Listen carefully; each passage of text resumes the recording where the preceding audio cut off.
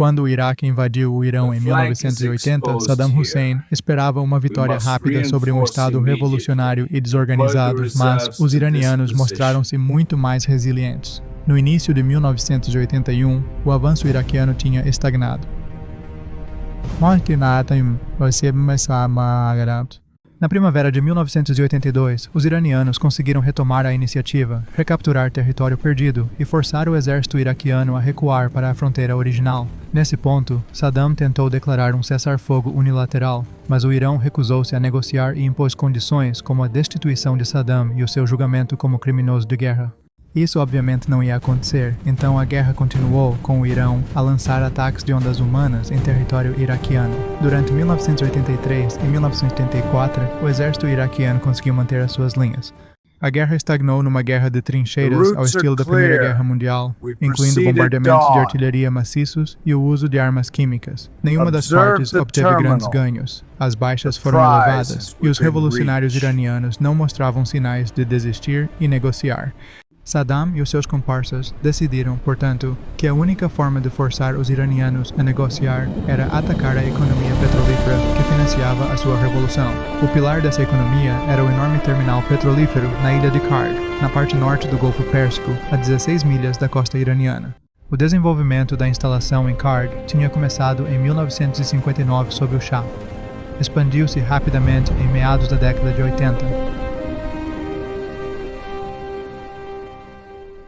Podia exportar até 6,3 milhões de barris de petróleo por dia, uma taxa limitada apenas pelo oleoduto que transportava petróleo do continente. As exportações durante 1983 foram de apenas uma média de 1 a 6 milhões de barris por dia. Mas mesmo isso significava que vários superpetroleiros estavam atracados no cais de carga de 10 berços todos os dias. 90% do petróleo do Irão era exportado através de carga, e até 80% da receita de exportação do país provinha do petróleo. Assim, pode-se ver porque a instalação era muito importante para a Revolução e um alvo principal para o Iraque. A defendê-la estavam 2 baterias de mísseis Sam Hawk, canhões antiaéreos de 35 mm e 6 F-4 Phantoms em alerta de reação rápida na base aérea de Bucareste, 40 milhas a sudeste. Os iraquianos tinham tentado periodicamente atacar Karg e o tráfego de petroleiros à sua volta nos primeiros 4 anos da guerra, mas o seu sucesso foi limitado pelas aeronaves que tinham disponíveis. As bases iraquianas mais próximas ficavam a quase 300 milhas da ilha, e os F-4 iranianos patrulhavam regularmente a área.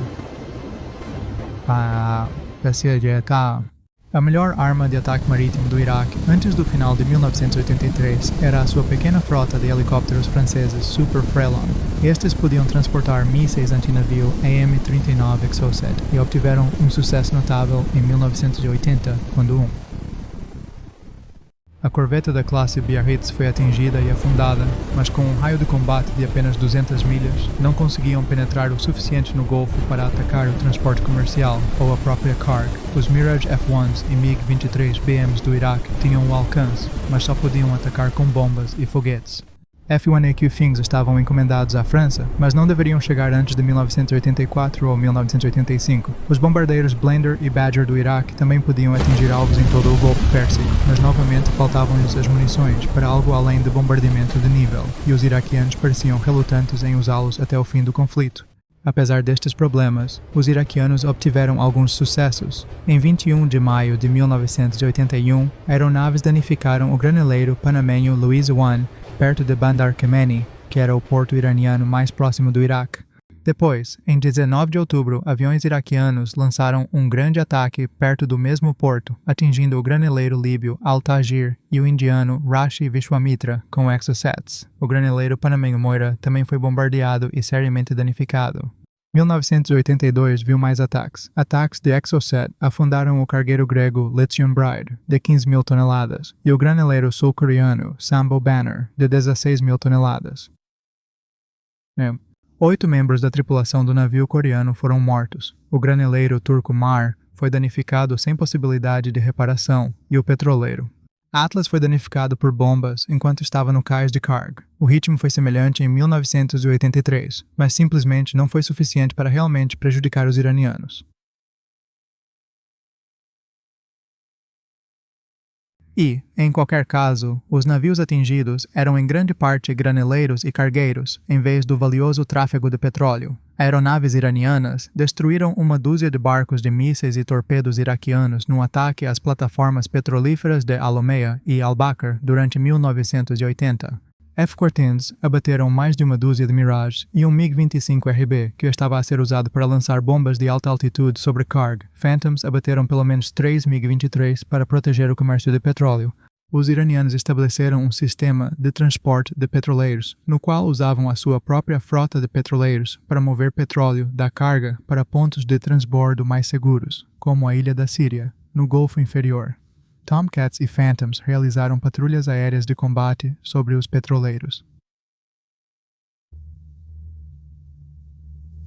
Embora difícil para homens e máquinas, ao longo da guerra, apenas 2% dos navios que passavam pela costa iraniana foram realmente atingidos por ataques aéreos. A Força Aérea Iraquiana reconheceu a necessidade de poder exercer mais pressão e de se manter afastada dos seus alvos para evitar aeronaves iranianas.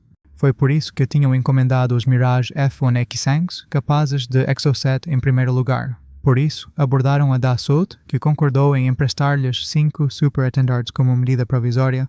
Estes foram retirados de uma encomenda da Marinha Francesa, e a Dassault concordou em pagar à Marinha 140 milhões de francos por cada jato no final do contrato de aluguer. Também se comprometeu a construir substitutos se mais de 2 fossem perdidos, apesar de a linha de produção estar fechada. Isto pode parecer uma decisão um pouco louca.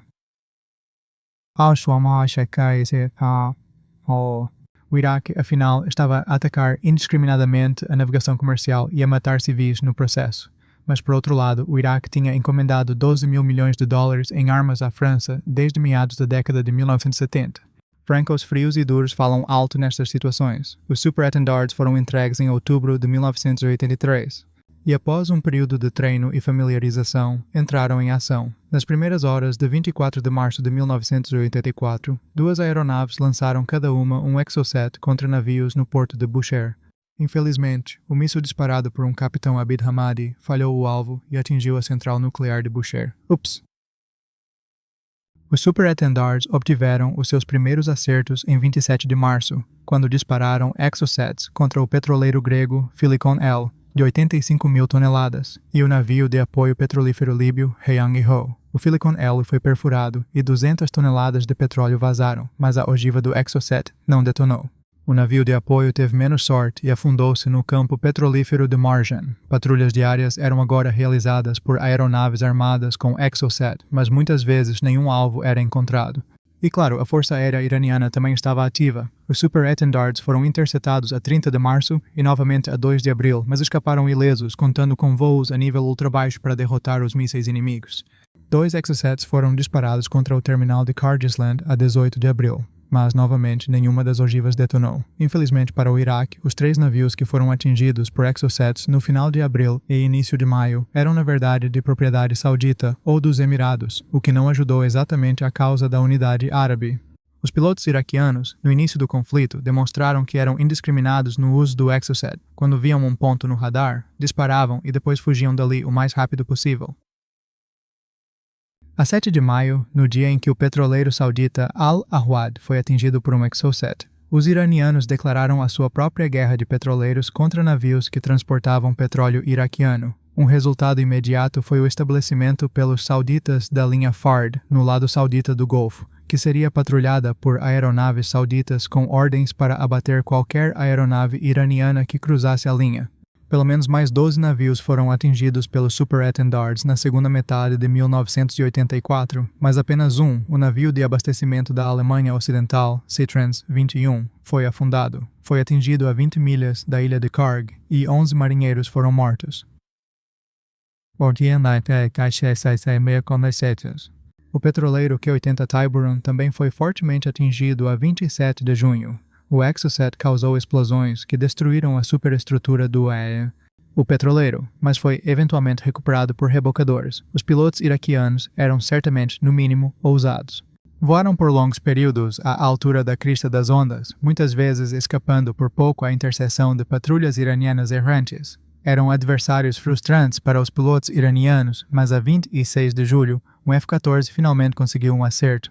O Etendard foi atingido por fragmentos de um IM-54 Phoenix, mas o piloto conseguiu de alguma forma levar a sua aeronave de volta à base para uma aterragem de barriga. Foi posteriormente reparado. Isso causou uma pausa nas operações do Super Etendard, mas eles retornaram em 7 de agosto. Os Tomcats estavam à espera. Um Super Etendard lançou seu par de Exocets, mas foi atingido por um IM-54 que desintegrou o caça. A mesma tripulação do Tomcat lançou seu outro Phoenix contra um ala iraquiano, mas o míssil parece ter falhado.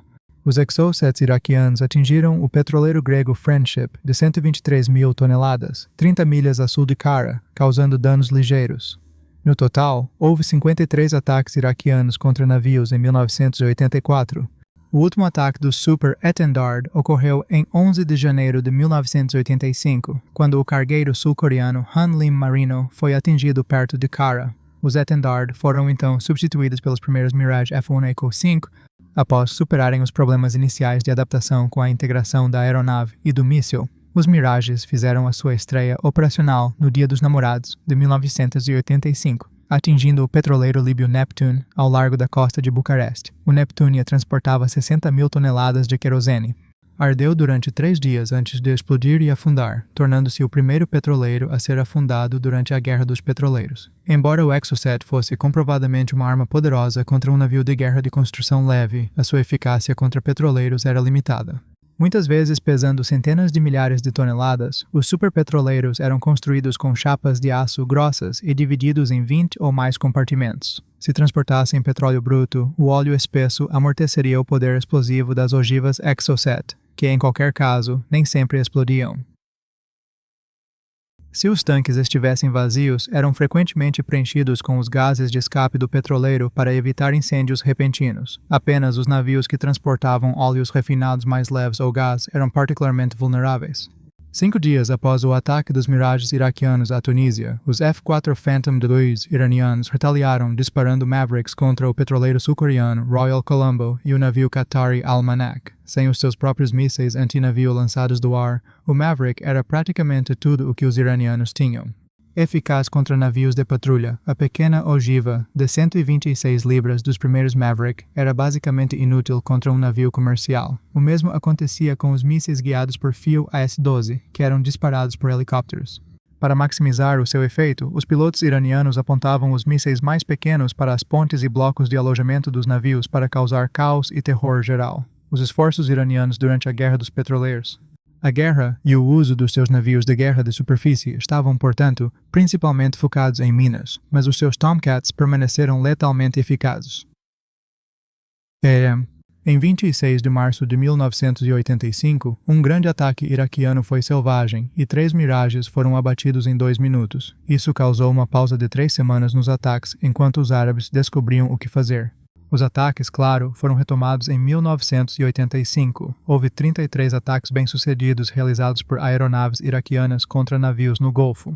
Destes, todos, exceto um, tinham escolta. O caso isolado foi, na verdade, o único outro navio que foi afundado.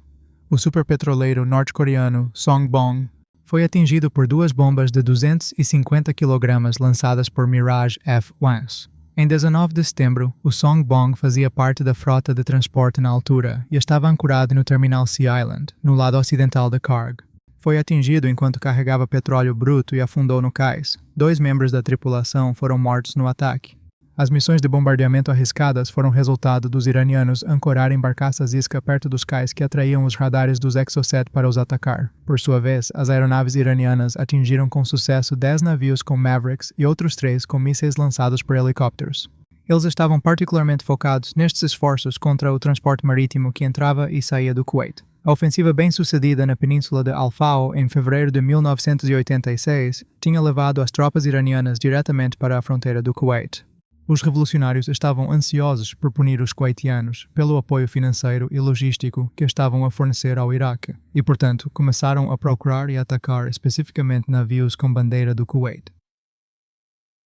As vítimas da maioria, algumas fontes dizem todas, dos ataques bem-sucedidos que o Irão fez no Golfo durante 1986 eram navios com bandeira do Kuwait ou com destino ao Kuwait. Isso fez com que os navios comerciais se recusassem a navegar para os portos do Kuwait. O medo na cidade do Kuwait era que este cerco levasse a revoltas internas. Assim, no final de 1986, o Qatar contactou a União Soviética e os Estados Unidos. Eles queriam que as superpotências rebandeirassem os seus petroleiros e, assim, se envolvessem no Golfo Pérsico. Para os soviéticos, este foi um bônus inesperado num cenário estratégico bastante sombrio. Historicamente, tinham sido excluídos do Golfo e, de repente, estavam a ser convidados a entrar. O Kuwait fretou 3 petroleiros soviéticos de casco longo para transportar o seu petróleo. Em janeiro de 1987, um navio de guerra soviético entrou no Golfo pela primeira vez. Mais tarde, no mesmo mês, um caça-minas soviético da classe Natia foi observado a liderar um pequeno comboio de 2 navios mercantes. Ansiosos por impedir que os soviéticos estabelecessem uma posição na região, no final de janeiro, os IWA também se comprometeram a colocar a bandeira americana em 11 petroleiros do Qatar e a fornecer escoltas da Marinha dos IWA. O destacamento acabaria por se tornar a Operação Ernest Will. A decisão foi também parcialmente motivada por preocupações de que a captura de Al-Faro permitiria aos iranianos implantar os seus mísseis antinavio Silkworm mais pesados, que continham uma ogiva de 1.000 libras e com toda a certeza poderiam afundar um petroleiro. Os IWA também precisavam urgentemente de reparar a sua reputação danificada entre os Estados Árabes moderados. A credibilidade americana no Médio Oriente tinha sofrido golpes severos após a queda do Shah do Irão. A retirada militar do Líbano após o bombardeamento do quartel dos fuzileiros navais em 1983 e as revelações humilhantes do escândalo Irão-Contra. Os esforços dos IWA restringiram ainda mais a expansão da presença soviética pela simples razão de que os americanos monopolizavam todos os navios a proteger. O poder aéreo soviético, no entanto, desempenhou um certo papel após o ataque ao pequeno cargueiro soviético, o Evan Korotiev, ao largo da costa do Dubai. Lanchas iranianas metralharam o navio com fogo de metralhadora e RPG. Em resposta, 50 aviões de guerra soviéticos voaram sobre a fronteira iraniana como um aviso rigoroso de que mais ataques não seriam tolerados. Na noite de 17 de maio, enquanto a presença dos IWA aumentava, um Mirage F-1E K-5 descolou do aeródromo de Shaiba, perto de Bagdad. O Mirage voou para sudeste ao longo do Golfo a altitudes entre 1.000 e 3.000 pés, atravessando o estreito corredor conhecido pelas forças americanas como Beco do Mirage, que contornava a linha entre o espaço aéreo saudita e a zona de exclusão declarada pelo Irão. Para estender o seu alcance e o seu poder de ataque, o Mirage tinha sido especialmente modificado para transportar um tanque de combustível central e 2 mísseis Exocet, o que era o dobro da sua capacidade nominal. A carga pesada tornava a aeronave aerodinamicamente instável, gerando turbulência e arrasto constantes. O jato sobrecarregado era extremamente difícil de pilotar. A certa altura, estava a viajar a cerca de 200 milhas por hora tão lentamente que quase estolou e caiu.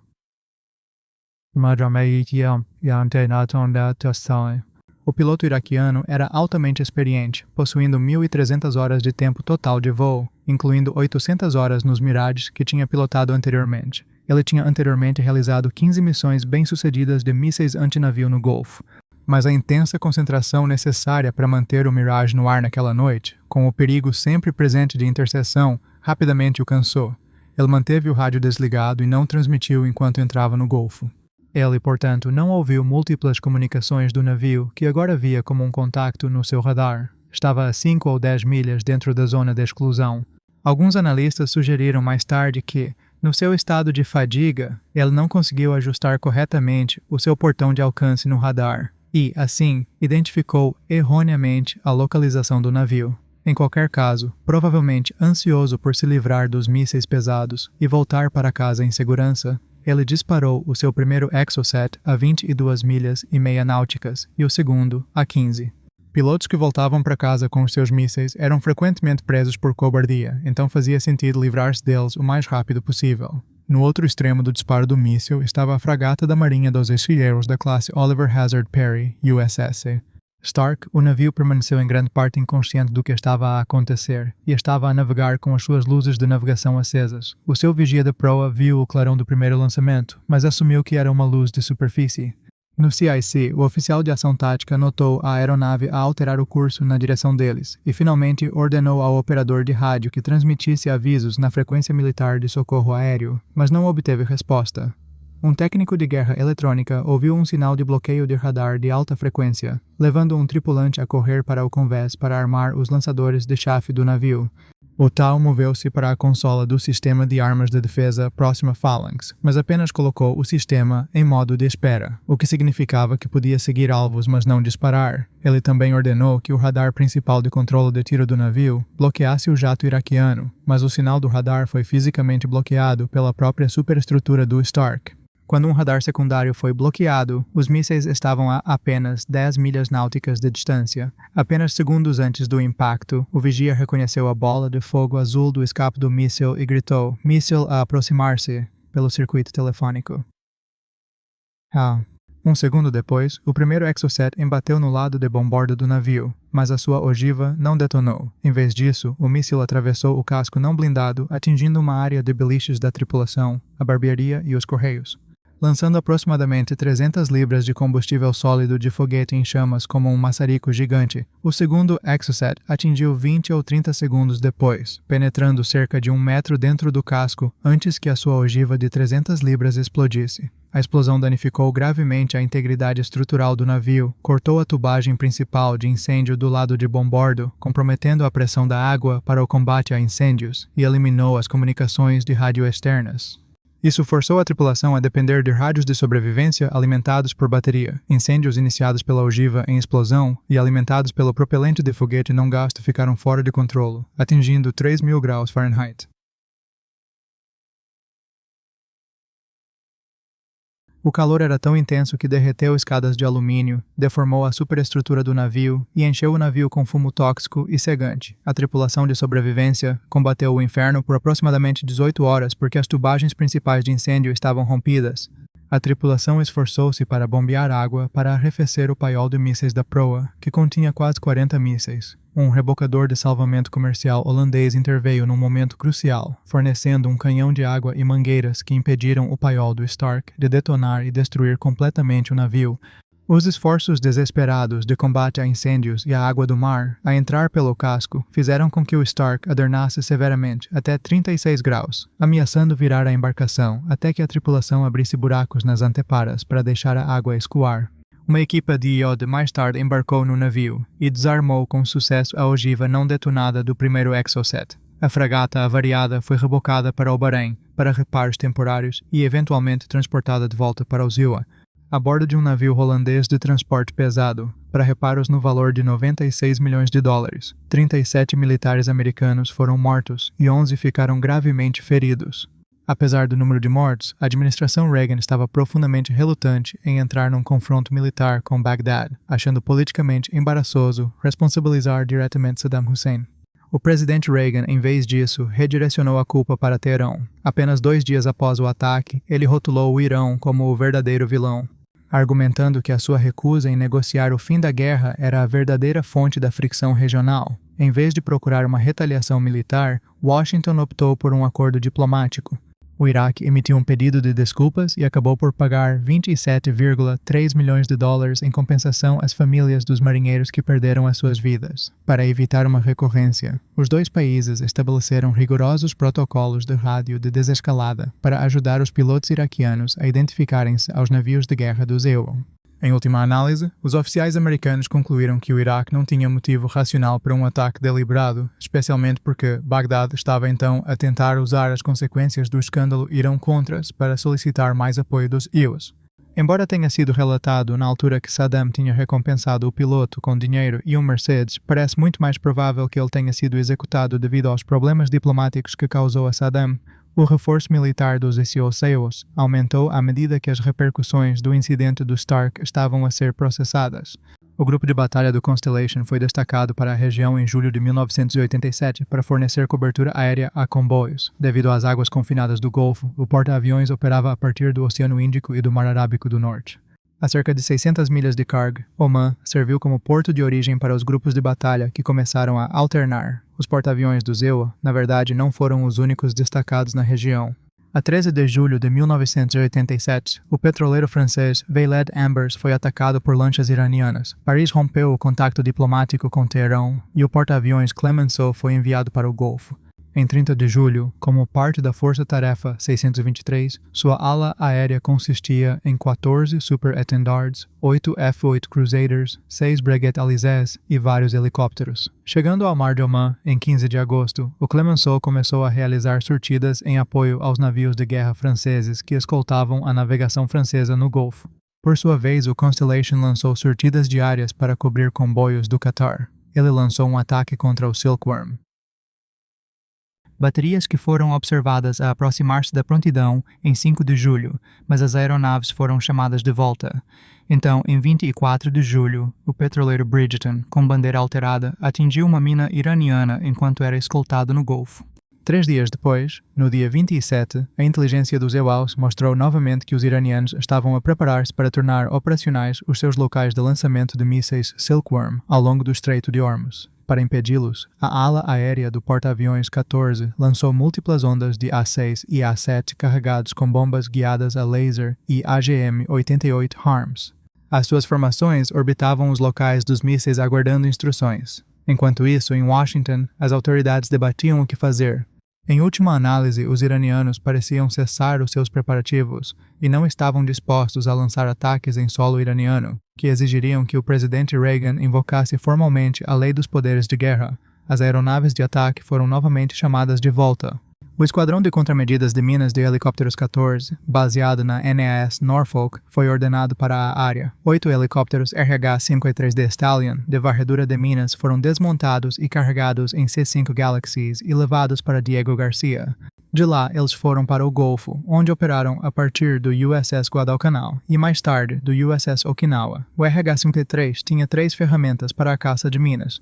Os helicópteros podiam rebocar um trenó magnético Mark 105, que emitia um poderoso campo magnético que ativaria as minas a uma distância segura. Alternativamente, podiam usar uma varredura mecânica Mark 103, consistindo numa série de cortadores projetados para cortar os cabos de minas ancoradas, fazendo-as flutuar para a superfície onde poderiam ser destruídas por tiros. Finalmente, os helicópteros podiam usar um sonar de varredura lateral AQS-14 para detectar minas no fundo do mar, operando em temperaturas acima de 100 graus Fahrenheit e enfrentando as tempestades de poeira. Chamal que desgastavam os seus motores, o destacamento RH-53, no entanto, provou ser uma das formas mais eficazes dos Etzius de proteger os comboios. Oshkaz.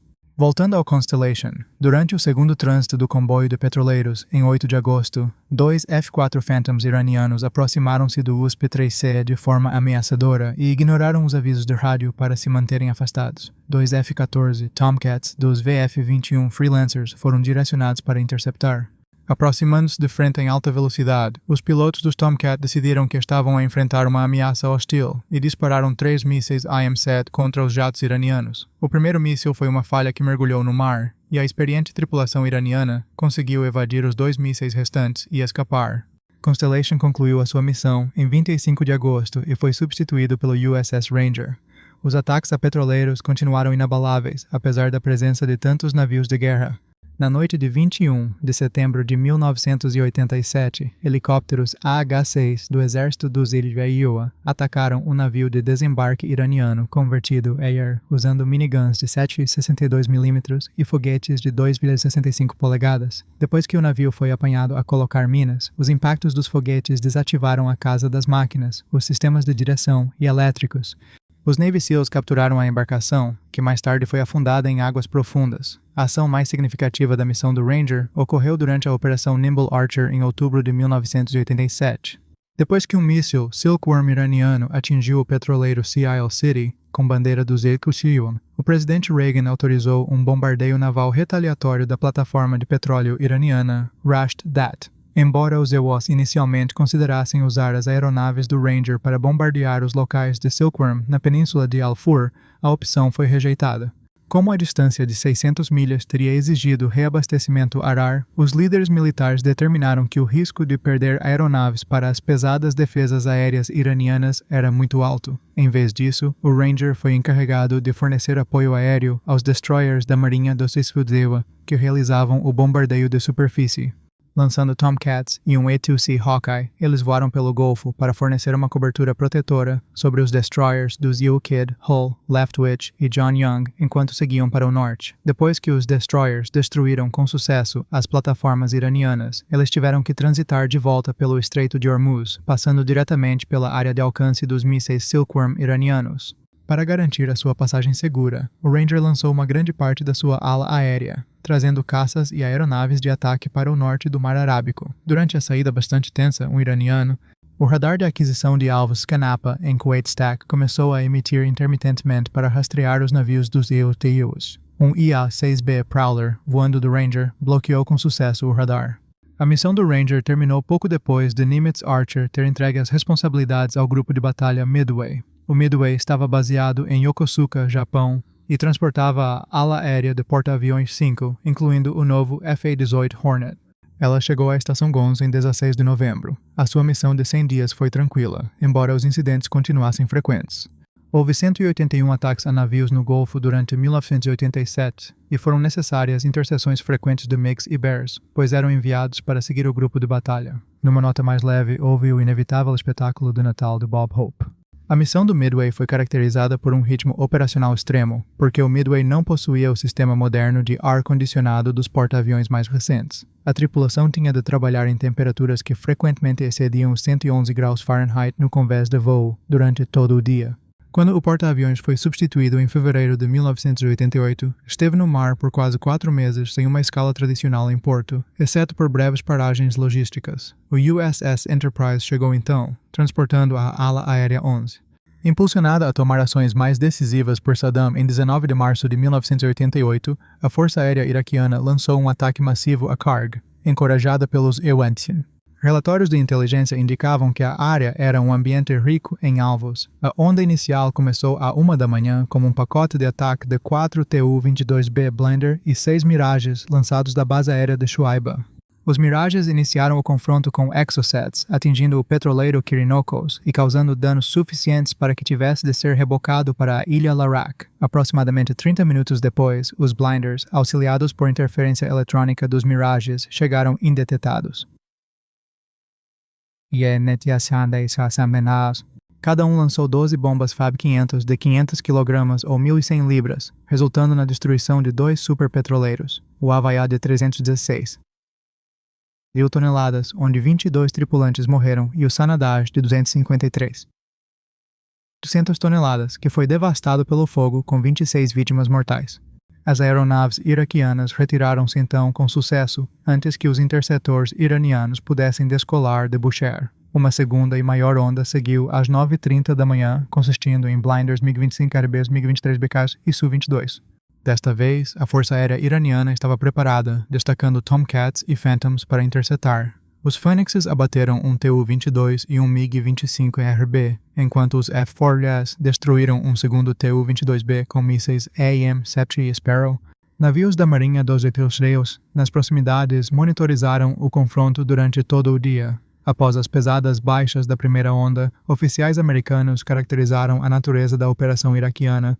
Foi deplorável devido à destruição massiva e indiscriminada. Consequentemente, os navios do ZEUA receberam ordens para cessar qualquer apoio às forças iraquianas, precisamente quando a segunda onda se aproximava da ilha. Não demorou muito para que o Enterprise também estivesse em ação no centro de uma das maiores ações de superfície que a Marinha dos Estados travou desde a Segunda Guerra Mundial. Em 14 de abril, a fragata Samuel B. Roberts atingiu uma mina iraniana enquanto escoltava um comboio no Golfo. Em seguida, o presidente Reagan ordenou um ataque massivo contra plataformas petrolíferas e navios de guerra iranianos.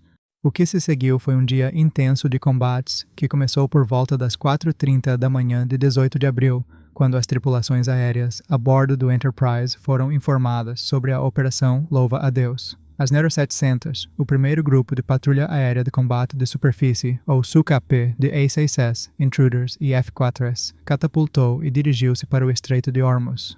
Pouco menos de uma hora depois, às 7h55 da manhã, o Grupo de Ação de Superfície Bravo emitiu um aviso de 5 minutos para a plataforma petrolífera iraniana Sassan, enquanto o SAG Charlie emitiu um aviso semelhante para a plataforma Siri. 8 minutos depois das 8 da manhã, os contratorpedeiros do ZEU abriram fogo contra a plataforma Sassan.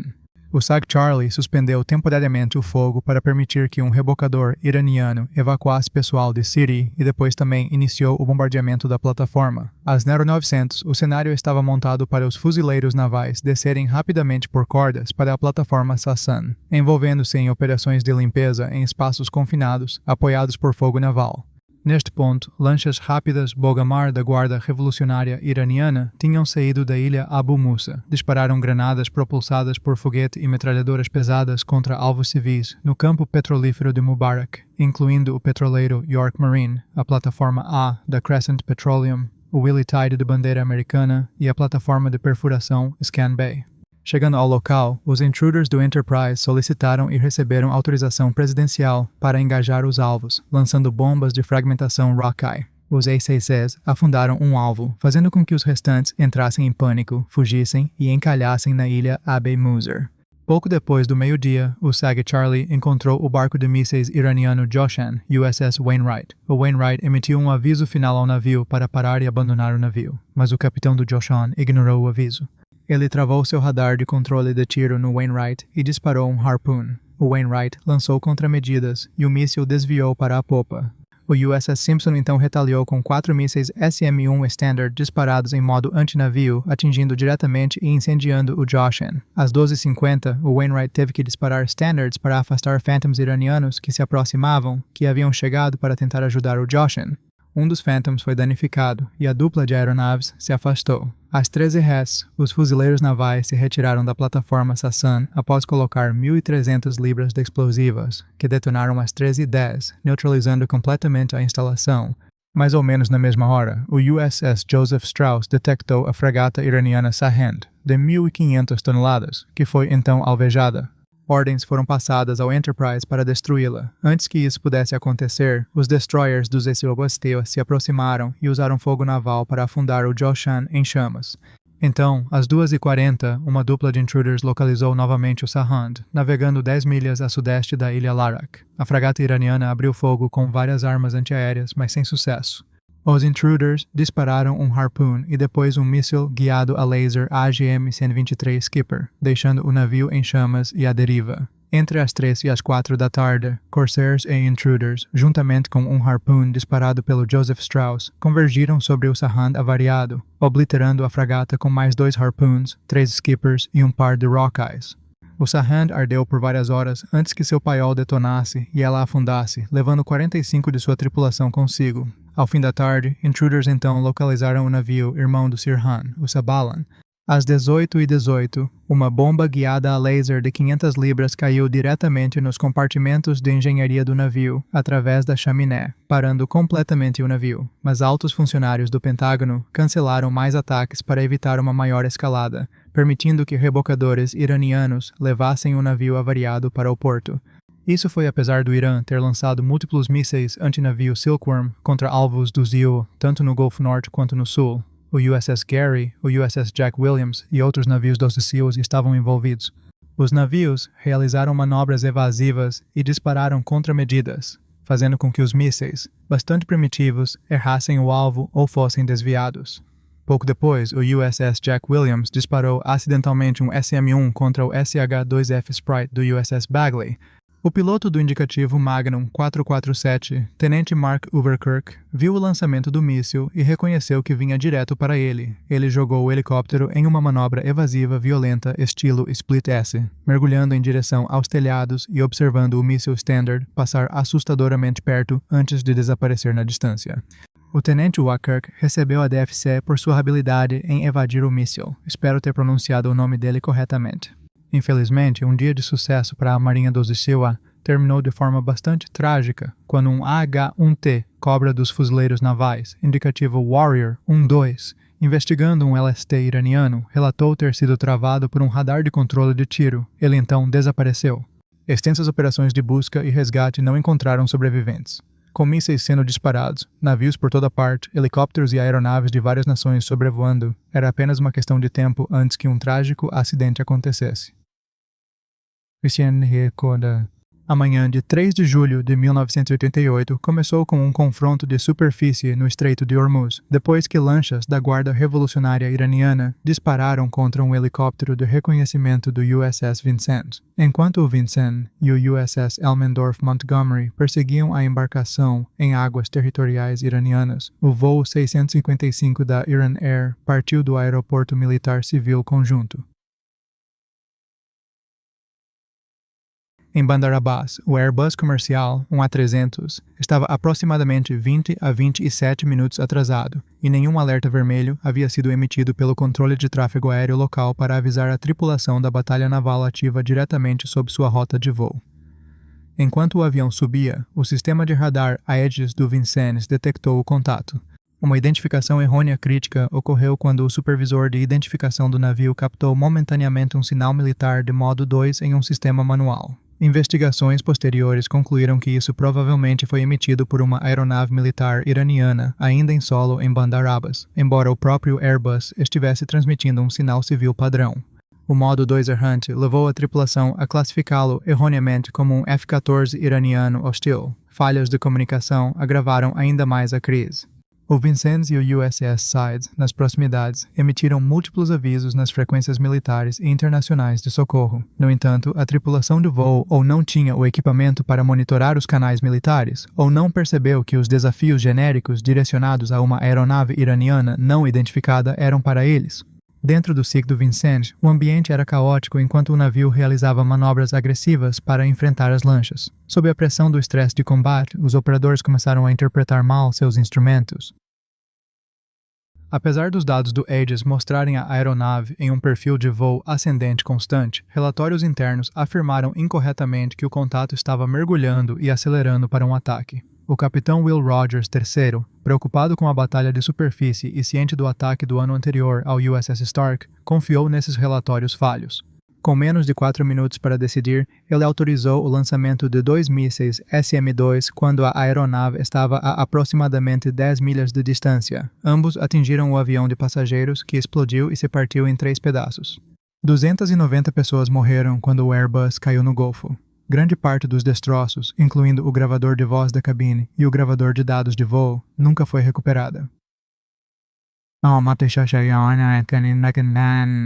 Uma investigação subsequente da Marinha dos Izewa, chamada Relatório Fogarty, concluiu que, embora o sistema Aegis tenha funcionado como projetado, o desastre foi resultado de erro humano e estresse psicológico induzido pela compressão do tempo. Em 1996, os governos iraniano e dos Izewa chegaram a um acordo no Tribunal Internacional de Justiça, no qual os Izewa concordaram em pagar $61.800.000 às famílias das vítimas.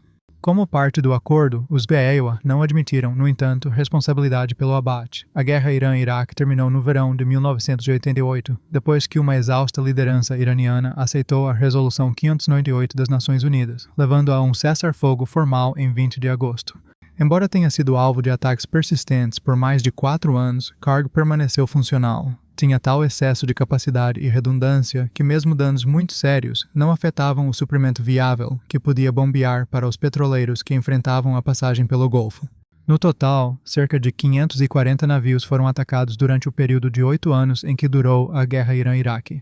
60% deles eram petroleiros, e 60% do total de ataques foram realizados por aeronaves iraquianas, disparando mísseis Exocet. Até 600 desses mísseis foram disparados durante o conflito, mas mesmo com tal gasto de munições, apenas 2% dos navios que transitavam pelo Estreito de Hormuz foram atacados. Os Izewa tiraram várias lições da Guerra dos Petroleiros. A minagem do Bridgeton e do Samuel B. Roberts expôs uma perigosa dependência dos aliados da OTAN para a varredura de minas. Quando os parceiros europeus inicialmente recusaram-se a ajudar, as forças dos Izewa ficaram despreparadas. Isso eventualmente levou a um grande investimento em tecnologias avançadas de caça-minas, incluindo sonares e submersíveis robóticos guiados remotamente. O conflito também ressaltou a necessidade de prontidão constante e regras de engajamento mais claras.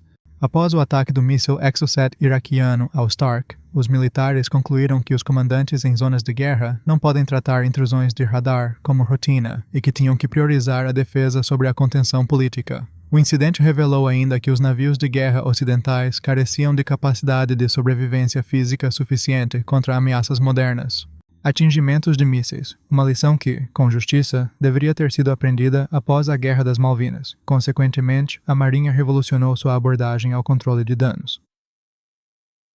A quase perda tanto do Stark quanto do Roberts demonstrou que o combate a incêndios era tão vital quanto a defesa ativa. Isso levou a atualizações obrigatórias em equipamentos, como imagens térmicas para compartimentos cheios de fumaça, cortadores de anteparas especializados e cabos resistentes ao fogo.